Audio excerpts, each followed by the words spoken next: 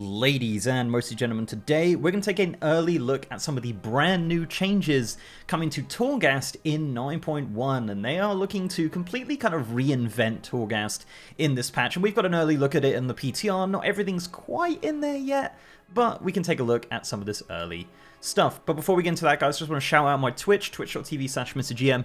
If you want to check me out streaming every single day, some World of Warcraft, Classic, Retail, PTR, Burning Crusade Classic, all of that good stuff. I'm over on twitch.tv/MrGM every single day. Right, so Torghast at BlizzCon Online, they did announce that they are going to bring in some new layers, some new foes, some new stuff to Torghast, and we got some more details of that during the Preach and Ian interview, which recently happened. But on the PTR with the weekly reset, they actually activated Torghast for the first time on the 9.1 PTR, and this is kind of what we've got. So in this video, we're just going to go through some of the changes. We're going to talk you through kind of what's happening with Torghast. Is it better? Is it worse? What can be done? And yeah, how much is it turning into visions? So let's begin with the basics. So essentially Torghast will be getting new layers. So we'll have layer 9, 10, 11, and 12. These will be the new layers of Torghast. There'll be a new reward as well. Soul Lash is not going away, but if you want to make your legendary even stronger than 235, you're going to need Soul Cinders, and that is going to be the reward, currently not on the PTR, from 9, 10, 11, and 12, and that's going to be the kind of currency that you're going to want to make your legendaries even stronger than they are currently in 9.0. So actually inside Torghast is where you're going to see some of the major changes. You're going to have this brand new bar, and this is called the Streak Bar. Now this Streak Bar does increase the more things you do. So this is something that you want to keep kind of going as you're going through Torghast. Basically, doing anything in Torghast will increase your streak. Now, this line right here is something you want to keep above because that will actually give you empowerment, which is like run speed, and that can be upgraded through the talent tree, which we're going to take a look at in a moment. But yeah, this is essentially it. The other thing which is coming to Torghast, which is definitely a point of contention, Preach literally put out a video complaining about it, and I definitely think he has a right to complain. This is Torments, and these are basically Mythic Plus affixes inside of Torghast. Now, depending on the layer, you'll have different torments or a different amount of torments. Now, you can remove the amount of torments through the talent tree, which again, we will take a look at shortly. But yeah, here's just a couple that are in layer 9. These will rotate, I guess, on the reset. Okay, so here's just a few examples of some of the torments. You've got Supernatural Power. It says Unnatural Power is significantly stronger. It says Reinforcement Doom Conduits. It says Elite enemies periodically summon Doom Conduits while in combat. And Harden, which is non-elite enemies, have 50% increased health. And as I said, there are a ton of these torments. Wowhead did data mine the whole list. There is a lot, and a lot of them suck. I'm not going to lie. A lot of them are really rubbish. Some of them are basically Mythic Plus affixes, like just put into Torghast. Not a big fan of that, but yeah, that's up for debate, and obviously this is a very early version of it. No doubt in the next builds we're going to be seeing some big changes happening to Torghast, but this is kind of our first look at some of the changes in 9.1, and yeah, Torments, definitely a massive point of contention, and we will definitely probably see that changing over the next couple builds, but as of right now, it's not good. It's just annoying, if anything, right? That's kind of the big thing here. So the streak bar can be increased by pretty much doing anything, so cracking crates, defeating enemies, clicking things, opening chests, doing anything in Torghast essentially, and as I said, the goal of it is to keep it kind of high. And why are you keeping this high? That is because there's now a scoring system. So once you reach the end of your Torghast run, which is now at floor 5 instead of 6, so they are removing one of the floors, you will fight a boss, and then you'll get your score for Torghast, and that is out of 5. 5 stars or gems or whatever they're going to call them.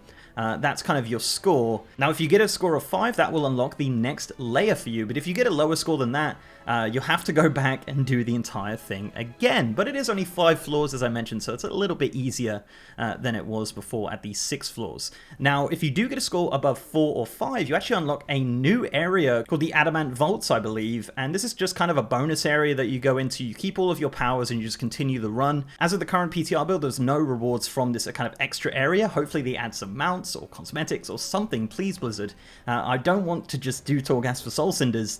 You know, make this extra area something fun. Make it drop mounts, make it drop pets, make it drop cosmetics or sets or items or anything, right? I think that'd be a really cool way to do that. And as I mentioned, those extra 2 floors will unlock if you get a score of 4 or 5 gems or stars or whatever the scoring system is. Now, once you get your final score, you're actually going to get a brand new currency called Tower Knowledge, and this varies obviously on the amount of score that you get. I currently have done 2 runs on the PTR, and I have a total of 108 Tower knowledge. Again, this is just all subject to change right now, but that's kind of the currency that is coming in. What do you use this for? Well, you use it for a brand new talent tree. Do you remember this? This looks very similar to what we had in Visions, and this is the brand new Torghast tree, and this is of course subject to change right now. There are some that aren't really in, currently not working either. You can see I click it and nothing really happens, but of course this will be probably located in this area somewhere, as you'd imagine, but as of right now not properly implemented. But let's take a look at some of the rewards anyway. So the first row is Blessing of Ancients, and this begins each run with 1 blessing. Now Ian did allude to blessings being a thing, so you have torments and blessings. So blessings will be kind of beneficial things as opposed to torments, where, you know, torments are detrimental. So it'd be interesting to see what some of these blessings are going into future builds. The next one is Empowerment Swiftness. It says when empowered, movement speed is increased by 50%. And as you can see, this is kind of rank 1 of 3, so you're going to imagine this will be 3 blessings or 150 speed. It's going to be pretty nuts, right? Then you've got Self-Replenishment. It says when you attack a boss for the first time, you spawn 1 nearby orb that will heal you for 20% of your maximum health. That's actually something that we've seen as an anima power.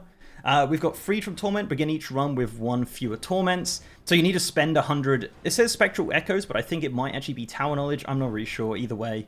So yeah, you have to kind of like spend 100, then you can unlock the next rows, and you can see that's kind of the running theme of this. So you've got Freed from Torghast, begin with 1 fewer Torments. You've got Empowered Rampage, so it increases the delay before you begin to become unempowered to 6 seconds, so that's pretty good. You've got Brokers within Torghast will offer you additional wares. The next row, you've got, you take 5% reduced damage from bosses. The next one is Adamant Vault, so it says upon reaching rank 5 in a successful Torghast run, you and your party may ascend to the Adamant Vault. So it looks like the Adamant Vaults won't actually be there until you've unlocked this kind of talent on the tree there, which requires you to have 250 echoes spent. Implicible Power, it says when you engage a boss, your damage is increased by 5% for 20 seconds.